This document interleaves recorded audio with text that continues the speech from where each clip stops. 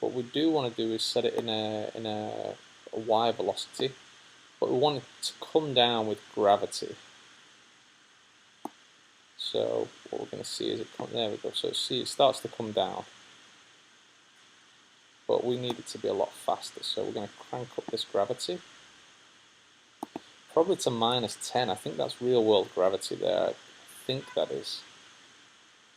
I think that's how it simulates inside of Unity. So world velocity, we want to set it off high initially.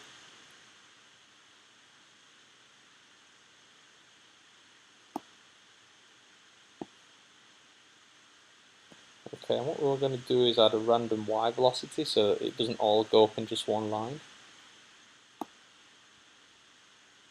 Okay, it's fine. We might want to make these just a little bit bigger, I think. Let's make this to 0.6. Now we do want them to spin. So we want a random angular velocity, and let's say this is 200. There you go, you can see that's kind of starting to look a little bit better now. They're always going to face the camera as well. We're never going to have the plane turning on its side, so it appears like it disappears and then reappears. Particles always face the camera, which is good, which is what we want. And this kind of the particles here, you know, it's just a case of kind of tweaking them and seeing what works best, and you know, playing around with all the parameters. I've not actually used Unity 3.5 yet, which is the one above this. This is 3.4, and I believe the particle system was updated to a new one. And I think it's a lot better because this one is a little bit limited at the moment. You can't have particles, spawning particles, which is kind of cool. So, for example, if you wanted to make a firework effect, you can have like one firework, so shooting up and then spraying off, and then off those ones spray other ones. That'd have to be something that you wrote yourself. Okay. So I think this looks okay. I might need to speed this up, and it might just be appearing slow to me right now because of the recording. But I think we're doing okay there. Maybe 6 is too many. Let's just try between 4 and 5, so it'll randomize it for each of the. Every time it spawns, it'll randomize between 4 and 5 bones. And I think that might be okay. I'm also thinking we might have to have the background completely white as well. That might work. If I make the characters black, and then with sort of dark grey arms is what I'm thinking. Okay, so let's just set this down to 0. And what I'm also going to do is I'm going to copy these bones.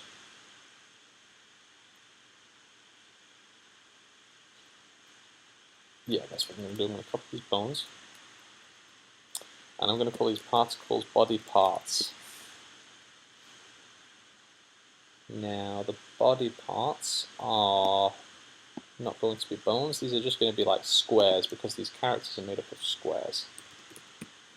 So I actually use a square which is called splint. Just because I had originally named it like that in another project. Now we don't want to, we only want to have this as 2. In fact, we only want to have 2. Because it's just made up, the characters as you can see here are just made up of a top and a lower body. So min emission and maximum emission is going to be 2, 2.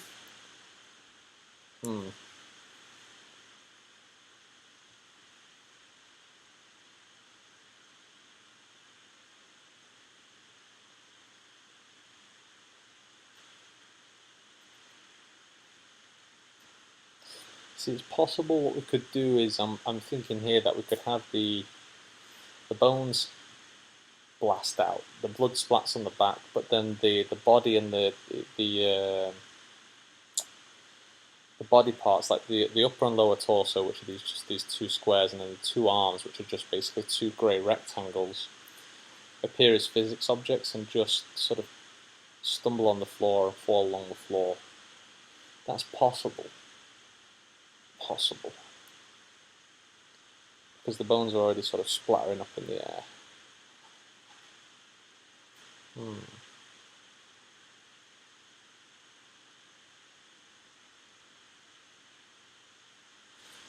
Means it would need to be an instantiated physics object. Okay. Okay, so I'm just going to pause the recording there, and I'm going to come back after I've thought about this for a while, because I don't want everyone just to sort of, I don't want the video to be 10 minutes of me thinking what to do, but I hope this has given you guys a good insight of how game development works, though, and you know, I hope it is a little bit interesting to see me develop the game that you're now playing.